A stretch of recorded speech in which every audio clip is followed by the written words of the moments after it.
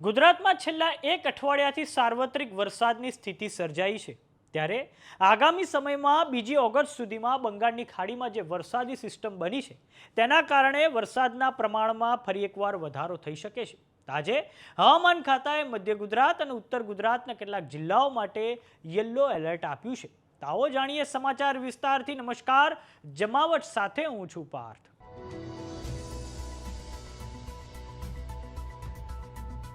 સૌપ્રથમ દર્શક મિત્રો, આપણે વિન્ડી મોડલની મદદથી સમજીએ કે હાલમાં ગુજરાતમાં કઈ વરસાદી સિસ્ટમના લીધે વરસાદ આવી રહ્યો છે.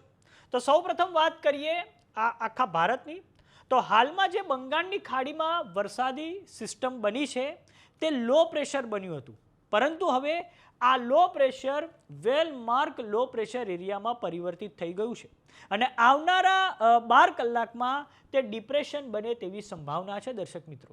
અને આ પછી તે મધ્ય ભારત થઈને ગુજરાત આવશે અને ત્યારબાદ તે આવનારા સમયમાં 30મી જુલાઈથી લઈને બીજી ઓગસ્ટ સુધી જે ગુજરાતનો વિસ્તાર છે અને મહારાષ્ટ્રના દરિયાકાંઠાનો વિસ્તાર એટલે કે કોંકણનો વિસ્તાર છે ત્યાં ભારે વરસાદ લાવે તેવી સંભાવના છે.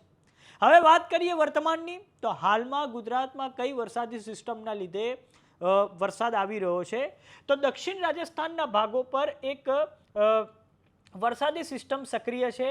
તેના કારણે ઉત્તર ગુજરાત, મધ્ય ગુજરાતના જે ભાગો છે ત્યાં વરસાદ આવી રહ્યો છે. આ ઉપરાંત જે ઓફશોર ટ્રફ છે અને જે મોન્સૂન ટ્રફ છે તેના કારણે પણ ગુજરાતમાં વરસાદની સ્થિતિ બનેલી છે.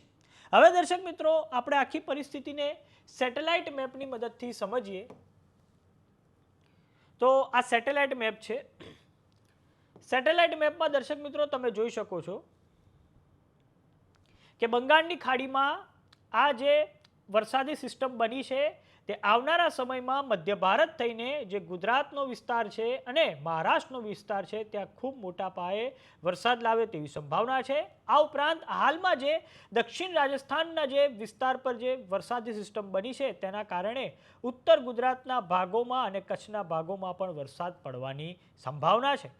અને આ જે દક્ષિણ રાજસ્થાનની જે વરસાદી સિસ્ટમ છે તેના લીધે હાલમાં ગુજરાતમાં વરસાદ આવી રહ્યો છે. આ ઉપરાંત જે ઓફશોર ટ્રફ છે અને જે મોન્સૂન ટ્રફ છે તેના કારણે પણ હાલમાં ગુજરાતમાં વરસાદ આવી રહ્યો છે.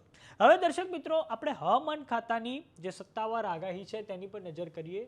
તો આજે તેમના દ્વારા કયા જિલ્લાઓ માટે ઓરેન્જ એલર્ટ કે પછી રેડ એલર્ટ આપવામાં આવ્યું છે. તો દર્શક મિત્રો, આજે 26મી જુલાઈ છે. તો 26મી જુલાઈએ તમે સ્ક્રીન પર જોઈ શકો છો કે ઉત્તર ગુજરાતમાં કચ્છ, વાવ-થરાદ, બનાસકાંઠા, સાબરકાંઠા, મહેસાણા, પાટણ, અરવલ્લી. આ પછી મધ્ય ગુજરાતમાં ગાંધીનગર, અમદાવાદ, ખેડા, આણંદ, મહીસાગર, દાહોદ. સૌરાષ્ટ્રની વાત કરીએ તો સુરેન્દ્રનગર અને ભાવનગર.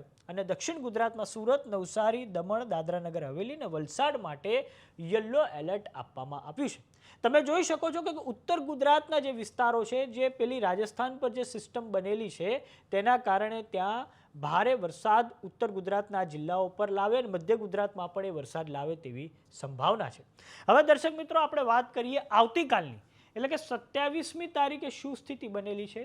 તો આવતીકાલે ગુજરાતમાં જે દક્ષિણ ગુજરાતના જે વિસ્તાર છે, બરોડા, છોટાઉદેપુર, ભરૂચ, નર્મદા, સુરત, તાપી, નવસારી, ડાંગ, દમણ, દાદરાનગર હવેલી અને વલસાડમાં યલો એલર્ટ આપવામાં આવ્યું છે. અને આ ઉપરાંત જે ઉત્તર ગુજરાતના માત્ર 2 જ જિલ્લા વાવ-થરાદ અને પાટણ માટે યલો એલર્ટ આપવામાં આવ્યું છે.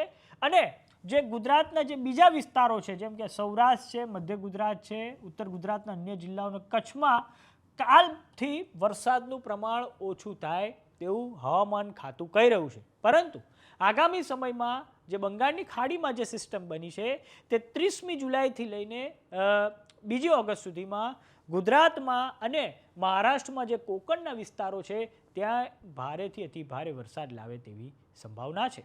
તો હાલમાં તમારા ગામ, શહેર અને તાલુકામાં કેવો વરસાદ પડી રહ્યો છે અમને કોમેન્ટ બોક્સમાં લખીને જરૂર જણાવો. જો તમે અમને યુટ્યુબ પર જોઈ રહ્યા તો સબસ્ક્રાઇબ કરો. જો તમે અમને ફેસબુક પર જોઈ રહ્યા તો ફોલો કરો. વોટ્સએપ ચેનલને જોઈન કરવાનું ન ભૂલતા. નમસ્કાર.